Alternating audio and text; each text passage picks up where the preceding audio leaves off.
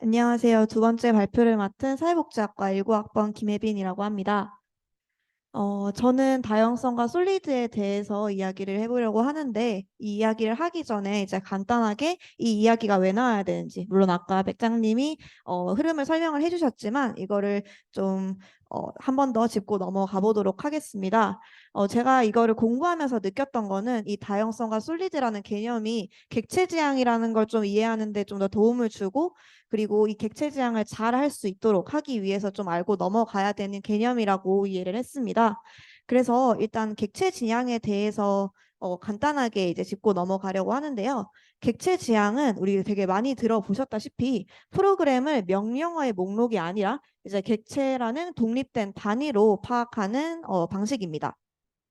이때 이제 객체 지향에서 객체는 메시지를 주고받는 협력을 통해서 데이터를 처리하게 됩니다. 그러니까 이제 객체들끼리 각각 메시지만 주고받기 때문에 메시지의 내용이 바뀌든 아니면 객체가 바뀌든 상관없이 그냥 블록을 갈아 끼우는 것처럼 유연하고 변경이 용이하게 그렇게 개발을 할 수 있도록 만들어 줍니다. 그래서 이제 우리가 객체 지향 하는 이유가 약간 여기에 있는 것 같습니다.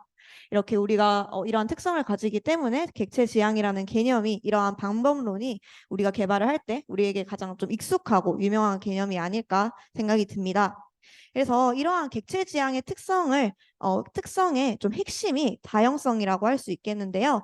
다양성에 대해서 이야기를 본격적으로 해보기 전에 한 가지 예시를 통해서 설명을 드리려고 합니다. 지금 사진에 보시다시피 운전자와 자동차가 있습니다. 이 두 가지 요소는 우리가 운전이라는 말을 들을 때 가장 필수적인 두 가지 요소라고 할 수 있겠는데요. 이때 우리가 운전자가 뭐 돈이 많아져서 현대차에서 갑자기 테슬라를 샀다. 차가 바뀌었다라고 할 때 우리가 다시 면허를 따야 될 필요가 없단 말이에요. 아니면 그 자동차 내부에 엔진이 달라졌다든지 뭐 가솔린 차에서 전기차로 바뀌었다든지 그런 식으로 자동차가 바뀌더라도 그것에 상관없이 자동차를 똑같이 운전을 할 수 있습니다. 그렇기 때문에 자동차의 다양성도 정말 많아진 거라고 할 수 있겠죠. 여기에서 이제 이것을 객체 지향에 대입을 해보면 운전자는 어떤 역할을 한다고 할 수 있고, 그리고 자동차가 이제 구현 이렇게 분리가 됐다고 객체 지향에서는 적용을 해볼 수 있을 것 같습니다. 이런 것을 다시 한번 객체 지향에 적용을 해보면 프로그램에서 이제 클라이언트가 아까 예시로 설명드린 운전자와 비슷한 역할을 한다고 생각하시면 될 것 같습니다. 그래서 클라이언트는 그냥 요청만 주는 거기 때문에 구현 대상에 이게 어떤 역할을 하는 거다. 그러니까 이 자동차가 뭐 전기차다, 가솔린 차다, 아니면 뭐 엑셀을 밟으면 앞으로 나간다. 이런 기본적인 것만 알면 되고 이 대상에 뭐 엔진이 어디에 있고 이런 것을 굳이 몰라도 운전을 할 수 있겠죠. 그런 것처럼 클라이언트도 마찬가지로 그런 내부 구조를 몰라도 요청만 보내면 이제 그것을 받아서 서버에서 자동적으로 처리되게 됩니다. 그래서 이제 프로그램의 내부 구조가 변경이 되거나 구현 대상 자체가 변경되어도 거의 상관이 없게 되는 것입니다. 이 점이 아까 객체 지향의 특징에서 설명드렸던 것처럼 블록처럼 이렇게 서로 각자 메시지를 주고 받는다고 했는데 그런 것처럼 뭔가 이 구현 대상 자체가 바뀐다. 즉 객체가 바뀌어도 영향이 없는 그런 객체 지향의 특징을 가지고 있다고 생각을 하시면 될 것 같습니다.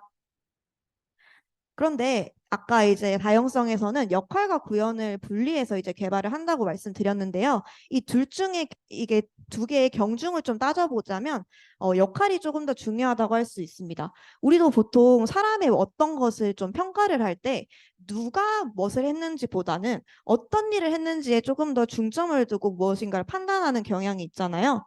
그것처럼 이제 객체를 설계할 때는 역할, 즉 인터페이스를 먼저 부여한 후에 그 역할을 수행하는 구현 객체를 만들어야 합니다. 그렇게 해야지 인터페이스를 구현한 그 객체를 실행을 할 때 이제 이 역할을 기본으로 유연하게 좀 변경해서 사용할 수 있습니다. 이것이 바로 다양성을 사용하는 이유이자 본질입니다.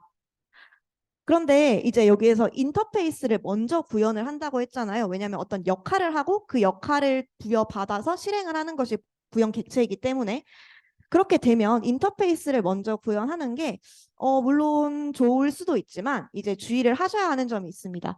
바로 인터페이스라는 역할 하나가 바뀌게 되면 이제 서버, 클라이언트 점점 모두 모든 것이 바뀌게 됩니다. 그러니까 인터페이스는 최대한 바뀌지 말아야겠죠. 그렇기 때문에 처음 이제 설계할 때부터 조금 안정적으로 잘 설계를 해야지 뒤에 뭔가 일을 두 번, 세 번 반복하는 일이 없어지고 코드를 좀 더 효율적으로 쓸 수 있게 되기 때문에 이 점을 주의를 하셔야 되겠습니다. 네, 이렇게 다양성에 대해서 이야기를 해봤고, 이번에는 이제 객체 지향을 잘 하기 위한 5가지 원칙인 솔리드 원칙에 대해서 이야기를 해보겠습니다. 솔리드 원칙은 아래 5가지 원칙의 맨 첫 글자를 딴 원칙인데요. 각각 단일 책임 원칙, 개방 폐쇄 원칙, 리스코프 치환 원칙, 인터페이스 분리 원칙, 의존관계 역전 원칙 이렇게 5개로 이루어져 있습니다. 그래서 우선 SRP부터 먼저 설명을 하면 단일 책임 원칙이라고 말씀을 드렸는데 즉 한 클래스는 하나의 책임만 가져야 된다라는 원칙입니다. 이때 이제 책임이라는 말이 조금 모호하게 들리실 수 있을 것 같아요. 왜냐하면 책임이라는 말이 사실 좀뭐 현실 세계에서도 그렇지만 상대적으로 좀 크거나 작을 수 있고 혹은 이게 사용되는 문맥이나 상황에 따라서 이 책임이 좀 달라질 수 있기 때문입니다. 그래서 이 SRP를 생각을 할 때 뭐를 중심으로 생각을 해야 하냐라고 한다면 이 책임을 집중하기보다는 책임을 어떻게 생각하시면 되냐면 아래에 있는 것처럼 변경을 할 때 파급 효과가 얼마나 되는가에 따라서 SRP가 잘 지켜지고 있냐 아니냐를 판단하시면 좋을 것 같습니다. 그랬을 때 파급 효과가 책임이 크다면 파급 효과가 엄청나게 크겠죠. 이럴 때는 SRP가 잘 지켜지지 않는 것. 반대로 변경이 있을 때 파급 효과가 그렇게 크지 않다라고 하면 SRP가 잘 지켜지고 있구나라고 생각을 하시면 되겠습니다. 오른쪽에 제가 짤을 가져왔는데 사실 이제 이 원칙을 보면서 그런 생각을 했어요. 이게 자바 객체 지향 잘 하려고 이게 있는 원칙이긴 하지만 비단 자바뿐만이 아니라 CSS 그러니까 그냥 퍼블리싱을 할 때조차도 우리가 CSS에서 폰트 크기만 약간 수정을 했는데 디브 크기가 갑자기 100픽셀이 늘어난다든지 갑자기 버튼 크기가 엄청나게 커진다든지 하면 그건 절대로 잘 짠 코드가 아니겠죠. 그런 것처럼 자바를 넘어서 SRP 원칙은 일반적으로 기본적으로 코딩을 할 때 좀 모두가 생각하고 있는 원칙이라고 이해를 해주시면 좋을 것 같습니다. 다음으로는 OCP 원칙입니다. 확장에는 열려 있으나 변경엔 닫혀 있어야 한다라는 원칙인데 이제 제가 아까 SRP 설명드리면서 변경이라는 어휘를 써서 조금 헷갈리실 수 있을 것 같아요. 이제 그런데 OCP에서의 변경과 SRP에서 변경은 약간 다르게 이제 이해를 하셔야 합니다. 여기서 제가 파급 효과, 변경이 있을 때 파급 효과라고 말씀드렸던 거는 이 변경보다는 파급 효과에 조금 더 중점을 두고 방점을 두고 이해를 하셔야 되고 OCP에서는 변경 그 자체에 이제 중점을 두고 이해를 하셔야 됩니다. 그러니까 어떤 우리가 프로그램을 개발하다 보면 어떤 기본적인 게 있고 여기에 더해서 기능을 확장할 때가 있는데 이때 기능을 확장할 때 원래 작성했던 코드를 변경하는 것이 아니라 이제 변경하지 않고 기능을 확장할 수 있어야 된다는 의미입니다. 이거를 어떻게 하냐? 코드 어떻게 변경하지 않고 기능을 확장을 하냐라고 한다면 이때 가져올 수 있는 개념이 다형성입니다. 즉 인터페이스를 그러니까 한 역할을 구현한 새로운 클래스를 만들어 준다는 의미입니다.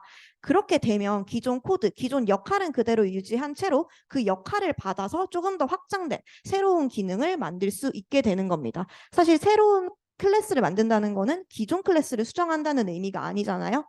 그렇기 때문에 이런 식으로 이제 원칙을 준수할 수 있게 됩니다. 그런데 제가 이렇게 다형성을 활용할 수 있다고 말씀을 드렸는데 OCP에서 다형성을 활용한다고 꼭 OCP를 준수하는 게 되느냐라고 한다면 아니라고 항상 그런 것은 아니라고 말씀을 드리고 싶습니다. 그 예시를 들기 위해서 이제 간단한 코드 2줄을 가져와 봤는데요. 이거는 이제 위에 이렇게 전체 코드가 작성되어 있지는 않지만 서비스 클라이언트 단에서 이제 레포지토리라는 구형 클래스를 가져온 코드 중 일부입니다. 이때 이 코드는 아까 말씀드렸다시피 클라이언트가 구형 클래스인 레포지토리를 직접 선택한 형식으로 작성이 되어 있습니다.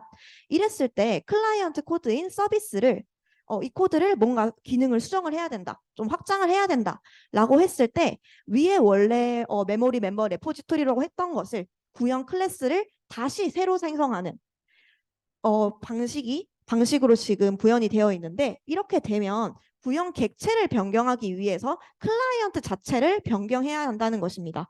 이것이 바로 아까 말씀드렸던 확장에는 열려 있지만 변경에는 닫혀 있어야 한다는 OCP 원칙을 위반한 상황이 된다고 생각하시면 될 것 같습니다. 그래서 근데 우리가 지금 OCP를 이렇게 잘 준수하기 위해서 다형성이라는 걸 가져왔는데 이것도 안 되잖아요. 이때 필요한 게 스프링에서 제공하는 DI와 IOC가 이 역할을 대신 수행을 해줍니다. 이제 얘네들이 객체를 생성하고 또 연관관계를 맺어주는 그런 별도의 조립 생성자를 만들어주기 때문에 여기에 스프링을 사용을 할 때 DI와 IOC가 필요하다고 이해만 하시면 되겠고 제 바로 다음 발표가 이거에 대한 주제거든요. 그래서 이 맥락 이해하시고 다음 발표도 집중해서 들어주셨으면 좋겠습니다. 뭐 엔딩처럼 말씀드렸는데 엔딩은 아니고요. 조금 더 남았어요. 다음으로는 LSP 원칙입니다. 프로그램의 정확성을 깨뜨리지 않고 하위 타입의 인스턴스로 바꿀 수 있어야 한다라는 원칙인데요. 우리가 뭐 어떤 규칙이 만들어졌다, 어떤 역할이 만들어졌다고 했을 때 그 역할을 받은 구형 객체가 당연히 그 역할을 제대로 수행을 해야지 클라이언트는 이 인터페이스, 이 구형 객체가 어떤 역할을 하겠구나라고 신뢰를 하고 사용할 수 있단 말이에요. 자동차의 예시를 다시 한번 가져와 보면 우리가 자동차를 운전할 때 브레이크는 멈추는 거, 그리고 엑셀은 달리는 거 이렇게 생각을 하잖아요. 근데 갑자기 브레이크를 밟았는데 훅 나간다. 엑셀을 밟았는데 갑자기 멈춘다. 그럼 우리가 이 자동차를 신뢰할 수 있겠냐? 아니라는 말이에요. 그래서 프로그램에서도 마찬가지로 이 정확성을 깨뜨리지 않기 위해서는 그 하위 클래스가 인터페이스의 규약을 잘 지켜 준수해야 한다. 라고 할 때 필요한 원칙이 바로 LSP입니다. 네, 그래서 이런 짤 많이 보셨을 거예요. 네, LSP라는 게 사실 이제 이런 짤과 좀 관련이 되어 있다고 생각을 했는데, 네, 사실 새는 날개로 날지만 날개라는 게 이제 날도록 만들어지는 그런 역할을 부여받은 거지만 여기서는 그러고 있지 않잖아요. 이런 것처럼 이제 이런 예시가 LSP 원칙을 제대로 준수하지 않은 예시라고 해석을 해서 한번 집어넣어 봤습니다. 다음으로는 ISP 원칙입니다. 그러니까 이거는 개발을 할 때 좀 특정 클라이언트를 위한 인터페이스를 여러 개 만드는 게 하나로, 그러니까 범용할 수 있는 인터페이스 하나를 사용하는 것보다 낫다는 원칙입니다. 다시 자동차의 예시를 한번 가져와 보겠습니다. 자동차는 여러 가지 를 가지고 여러 가지 행동을 할 수 있지만 운전도 하고 정비도 할 수 있죠. 그런데 이것을 하나의 뭔가 과정으로 합치기보다는 운전하는 과정, 정비하는 과정 이렇게 두 가지로 나누는 게 우리가 사용하기 더 편할 거란 말이에요. 마찬가지로 자동차를 사용하는 클라이언트 입장에서는 운전으로 활용할 수 있는 클라이언트도 있을 거고 또 정비하는 클라이언트도 있을 건데 한 사람이 운전과 정비를 반드시 동시에 할 필요는 없잖아요. 그렇게 하면 사실 운전할 수 있는 사람이 더 적어지겠죠. 그런 것처럼 인터페이스와 클라이언트가 두 개가 있다면 인터페이스를 이렇게 운전과 정비로 나누는 것이 이런 인터페이스의 역할이 명확해지고 또 이걸 대체할 수 있는 가능성이 높아집니다. 이것을 똑같이 프로그램에 적용한다고 생각을 해주시면 될 것 같아요. 마지막으로 DIP 원칙입니다. 이런 말이 있어요. 추상화에 의존해야지 구체화에 의존하면 안 된다. 네, 또 자동차를 가져왔습니다. 그래서 이 말 자체가 저는 공부를 하면서 되게 추상화에 의존해야지 구체화에 의존하면 안 된다. 저는 되게 구체적인 거에 좀 구체적인 예시에 빗대어서 이해하는 사람으로서 이 말 자체도 너무 추상적이라고 느껴져서 한 가지 예시를 생각을 해봤는데요. 일론 머스크 씨가 돌연 X 경영에서 손을 떼고 이제 새로운 그 이제 자동차 개발에 집중을 하기로 합니다. 그래서 하필 그때가 겨울이에요. 겨울이면 눈이 되게 많이 내릴 거 아니에요? 그러니까 일론 머스크가 그렇게 생각하는 거야.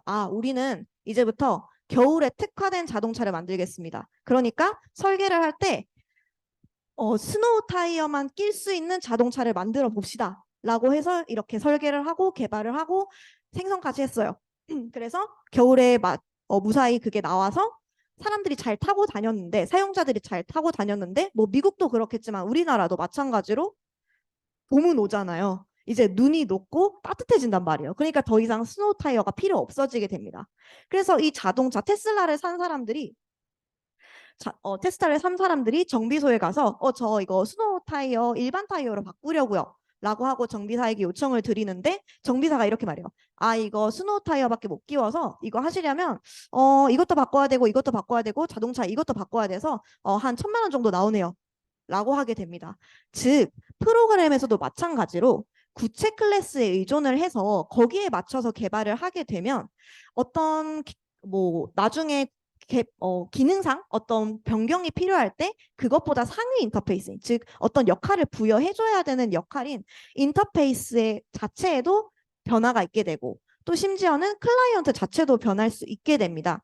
이건 아까 제가 말씀드렸던 것처럼 클라이언트가 바뀌면 안 되니까 이게 어떻게 바뀌는 내부가 바뀌는 게 클라이언트에 영향을 주면 안 된다고 했으니까 조금 더 귀찮고 좀 안 좋은 상황이 될 수 있겠죠. 그래서 이러한 상황을 DIP 원칙이라고 생각을 해주시면 되겠고 이것에 대한 예시로 아까 보여드렸던 코드를 하나 더 다시 한번 가져와 봤습니다.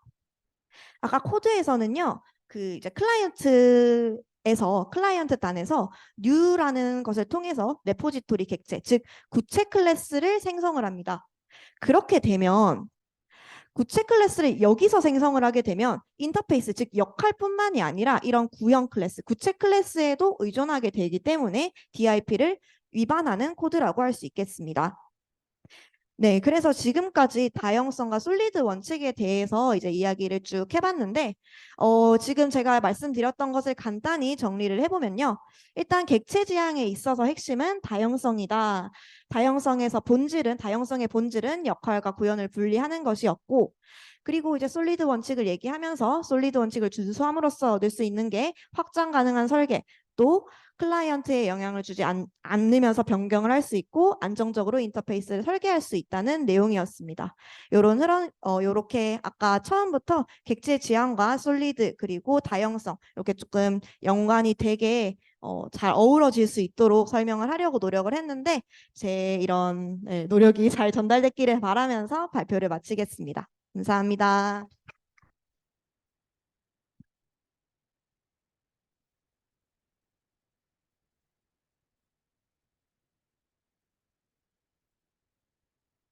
저희 부원분들이시지만 정말 너무 잘하시네요. 잘 듣고 계신가요? 오.